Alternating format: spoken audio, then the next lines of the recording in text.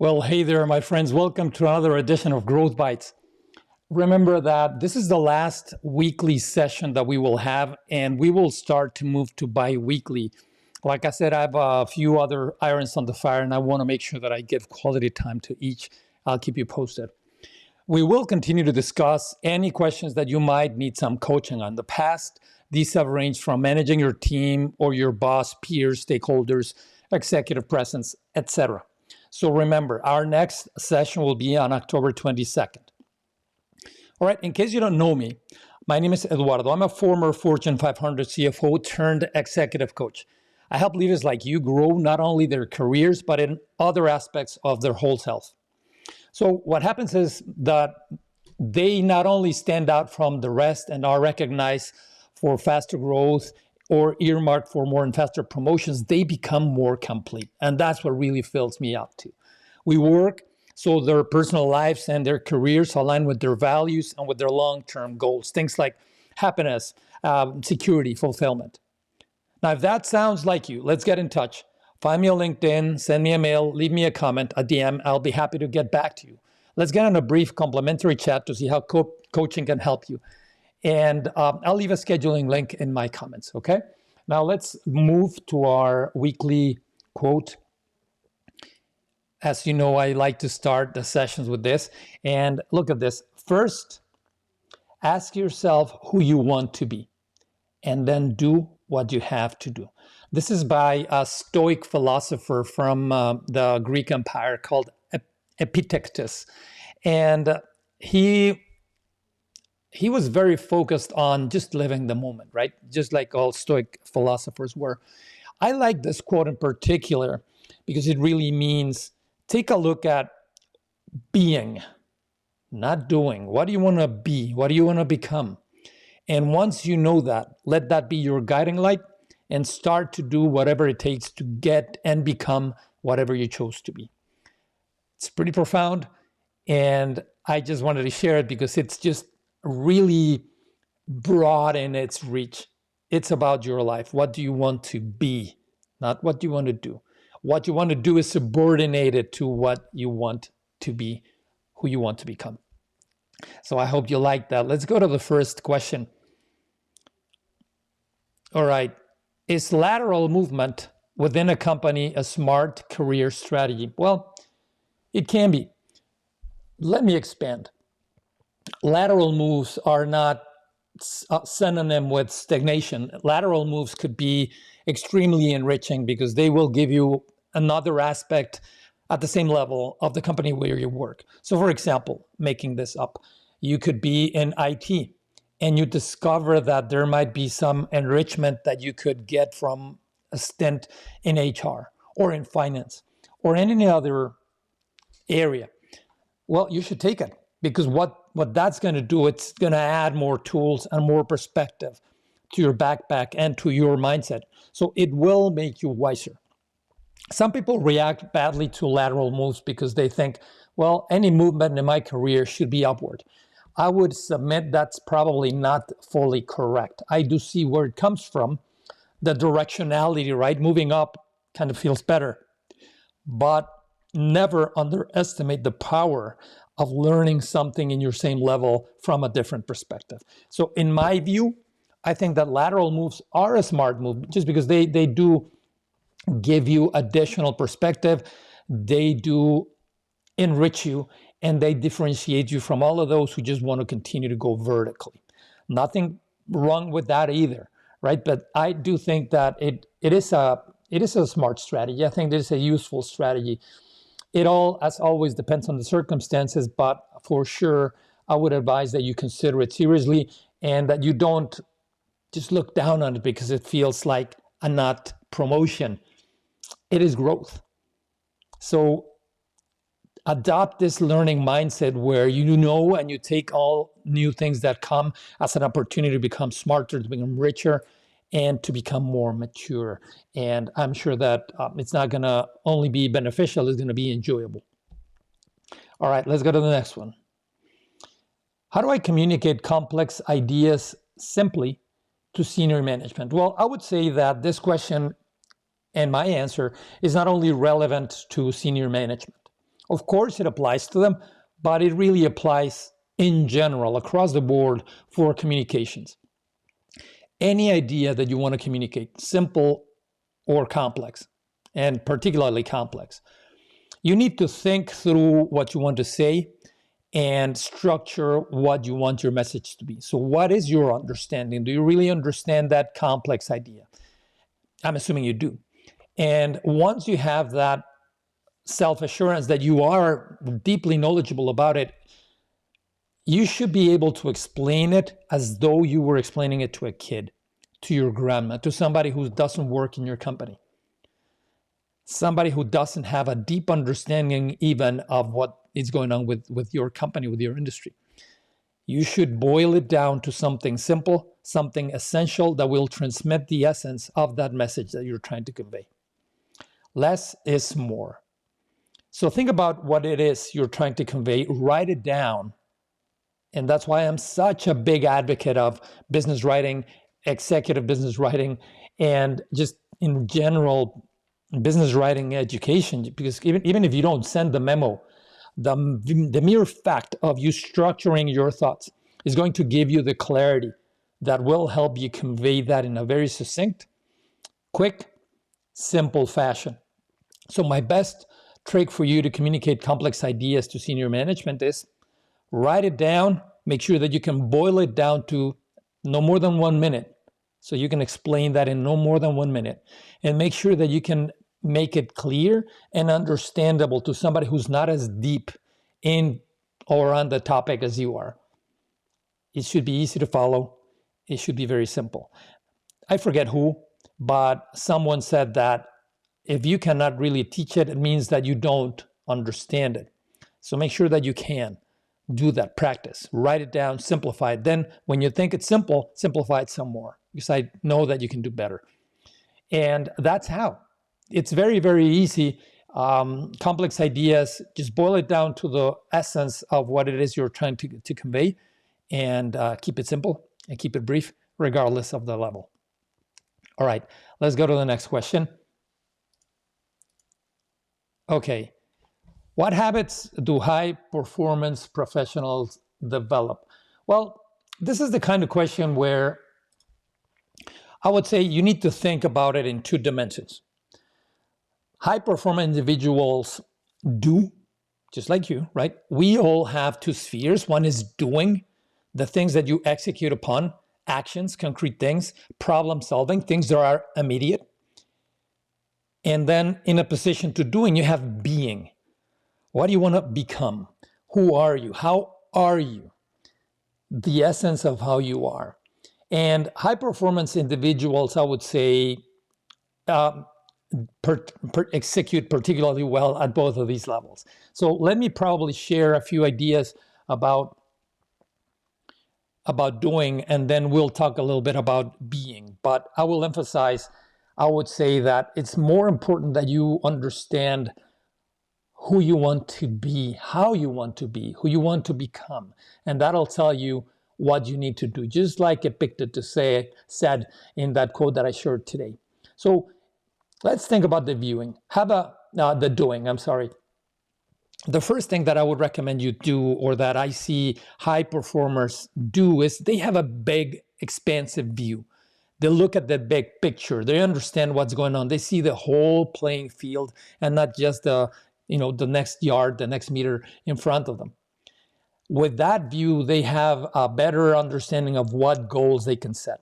And they are very clear about those goals. So they define their goals as a function of where they want to go based on their understanding of that big picture. Then they prioritize.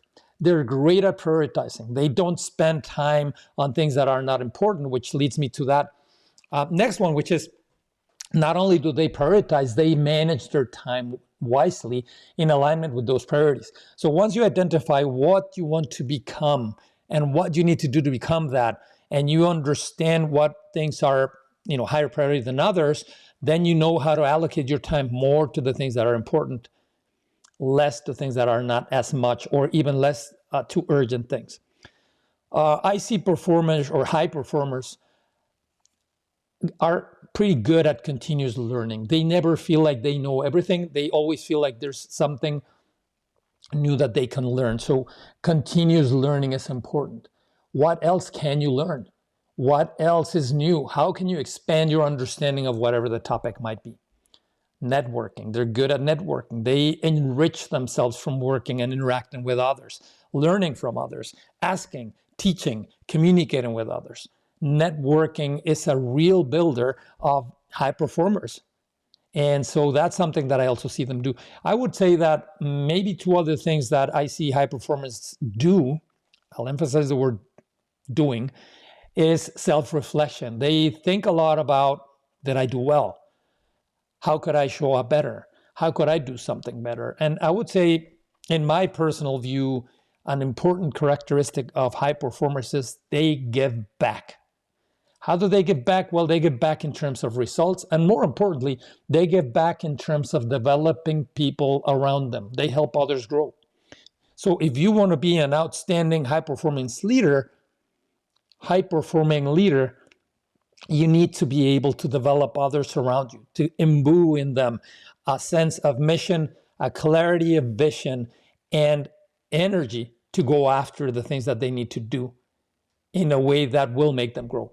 That giving back is a key characteristic.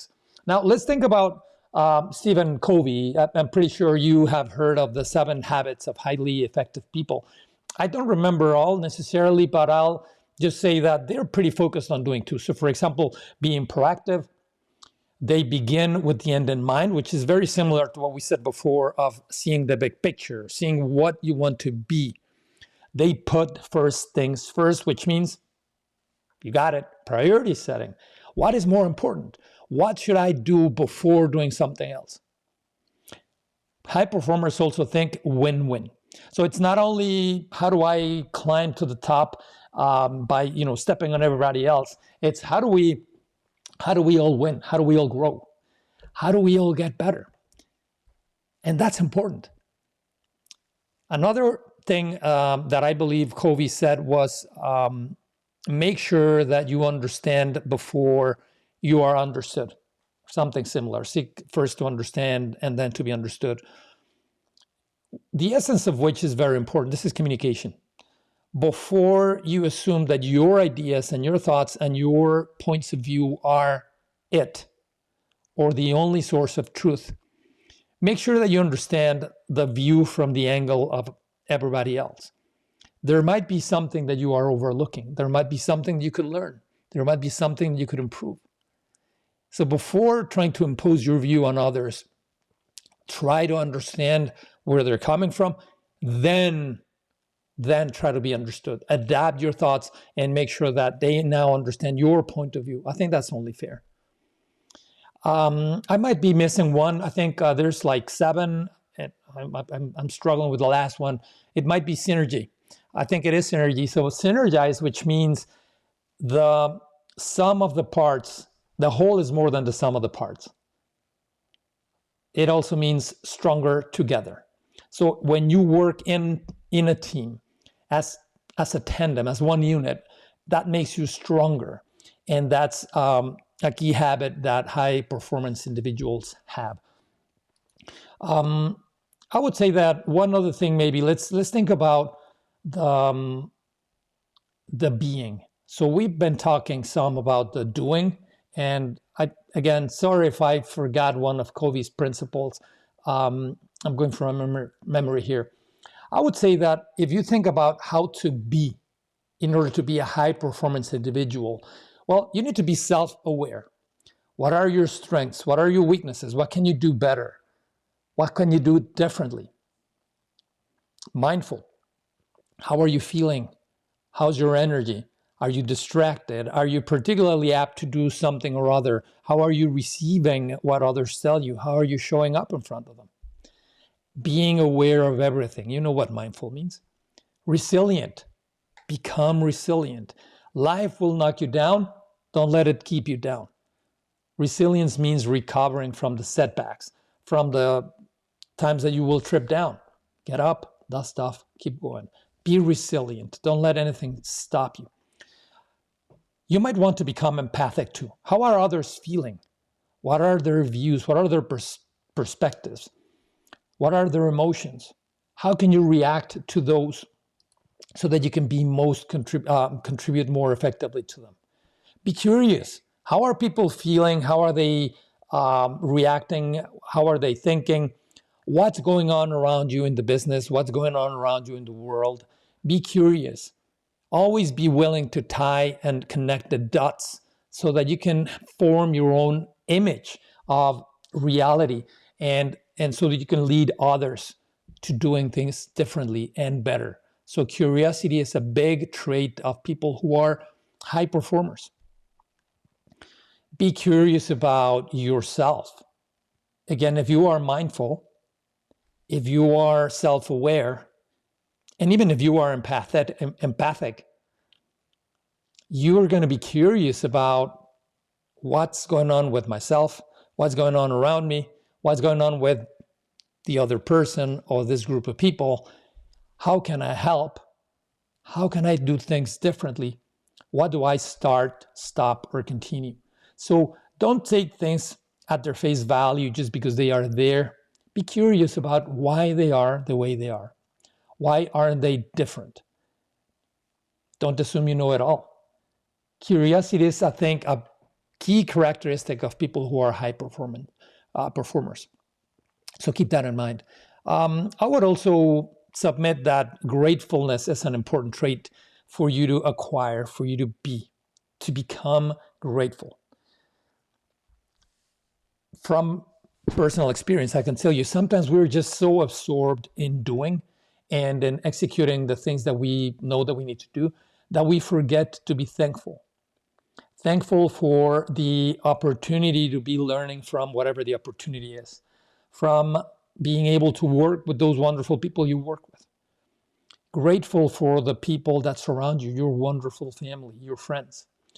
Grateful to be alive. It might sound a little hokey, but it is true.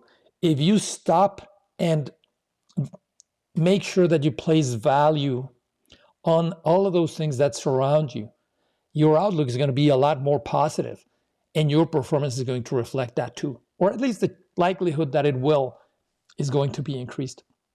So gratefulness is really important for your own well-being, mental, emotional, and in general, intellectual stability, right? So be self-aware, be mindful, be curious, be resilient, be grateful. Now, if you heard chimes, sorry about that. I have them set up in such a way that whenever any little animal moves close to the sensors, I have the chimes going off.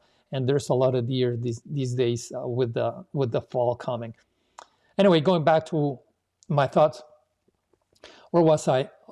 Yeah, I was saying gratefulness, right? The other thing that I believe high performers tend to be, or tend to try to become, or in any case, I recommend that you strive to be, is authentic. Be yourself. Don't try to be somebody else. Don't try to be someone you're not. If you have a boss that you admire who's very tough and you're not that, then don't fake it. Be yourself. Be your kind, collaborative self. If you're not the collaborative person, but you're more confrontational, well, yeah, embrace that too. Obviously, try not to run all over everybody else or not to hurt people or not to be unproductive. But you are who you are. Be authentic. Accept yourself. Ask yourself this question: who are you when you accept yourself just like you are? And be that. Become generous. Examples of generosity, I'm not even thinking only about money. It could be generosity around your time, your wisdom, your kindness. If you see somebody who's going through a hard time, well, it might be good for them to just have you walk by and maybe pat their shoulders, or maybe just say, hey, I'm here, or maybe just to smile. Be generous. If you know something that you believe would benefit somebody else, particularly if it's somebody in your team, be generous with your knowledge. Be generous with your experience. Help them be better through your experience. Help people not to trip on the same rocks that you tripped on. So generosity, I think, is an important trait of people who are high performers. And then maybe I would close the list with daring. If you're not bold, if you don't dare to push yourself to new limits, to do things that are uncomfortable, to do things that are hard and difficult, to do things that you might not choose to do, then you're not growing. Think about this. Think about this. Be daring. If you want to be high performing, be daring, be bold. Dare to go beyond where you think you can go, because that's the only way that you're really going to get to consistently perform at the next level, at that level to which you want to be promoted or beyond. Only if you're daring, only if you're bold are you going to be able to visualize yourself doing those big things that you know that you can't do. So those, I would say, are things that you want to be, that you want to become. And this is just my personal take on it. Do not interpret this as end all be all kind of list. This is just Eduardo's view.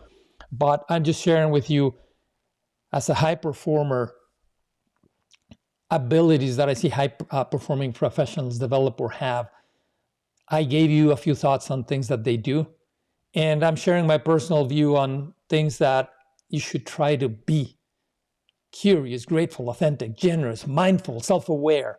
All of those things are things for you to be that I believe will help you improve your performance. All right, I hope that was helpful. And let's go to the next question. Still have a couple to go. All right. Hang on. All right, what strategies can I use to ensure my team is focused on company goals? Great question. And I'm pretty sure, my friend, that you already know the answer, because I keep coming back to it every single time. Communication. One of the things that you can do to keep your team engaged is to let them know what or how what they're doing contributes to the bigger vision of the company.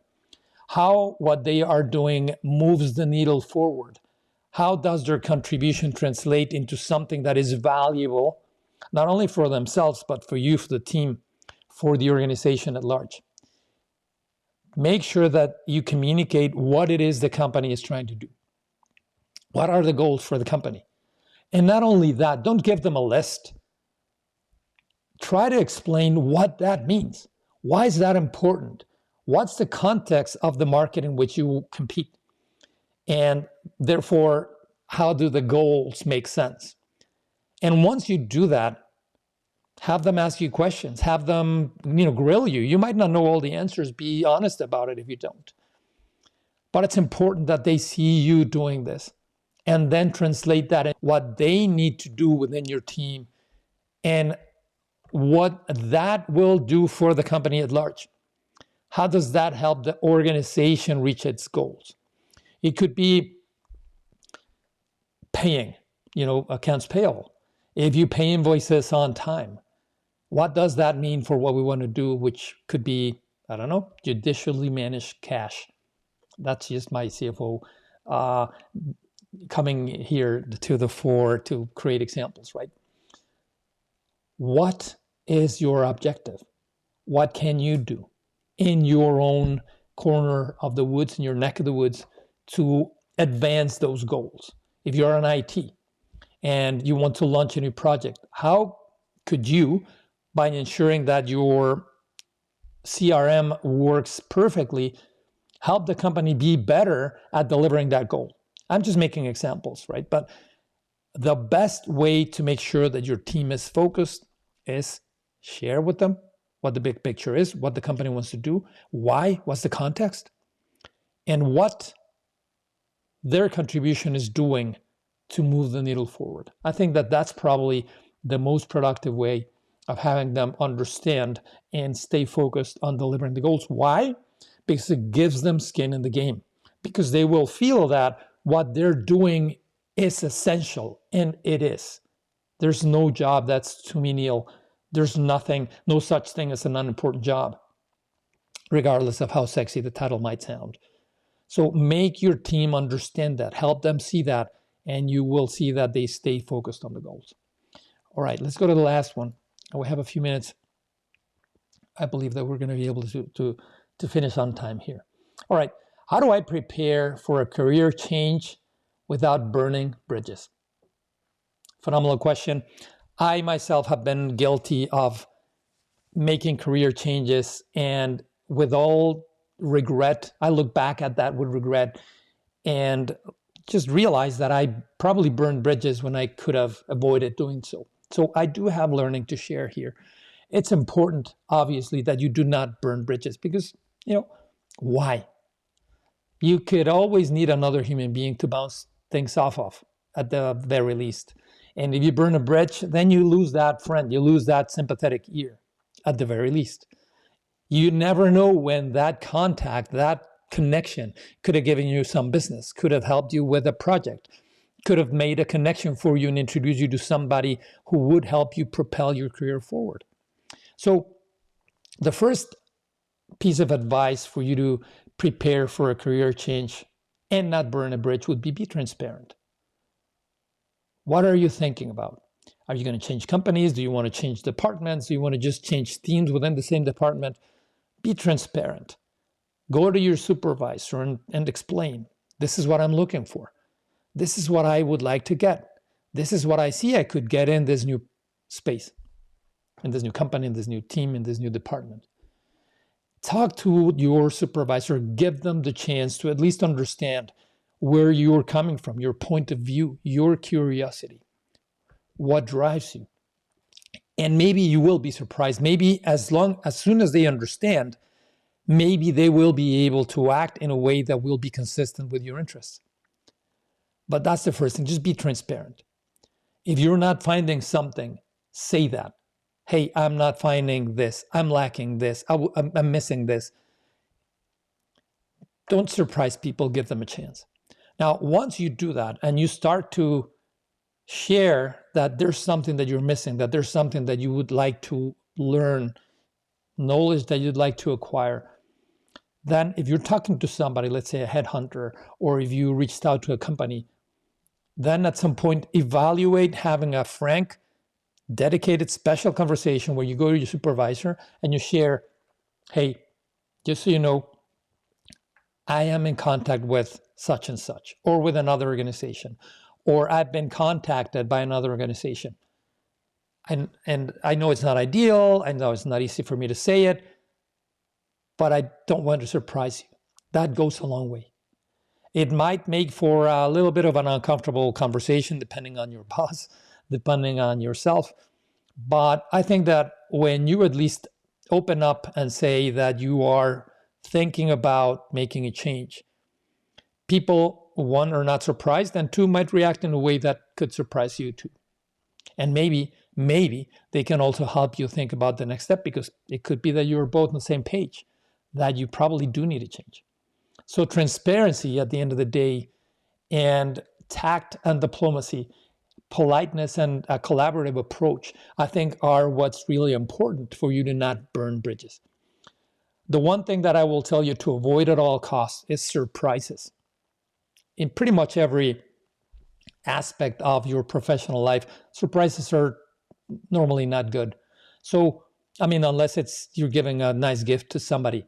But if you're thinking of changing jobs, don't just spring the surprise on your supervisor and say, hey, I only have 2 weeks to give you, or 3 weeks. Let them know before it comes that this could happen, so that they know and they're not surprised when you tell them. You want to build advocates and people who will be your mentors, even if you're not working together anymore. You want to build people who will support you, who will be there for you, rooting for your success. That's your aim.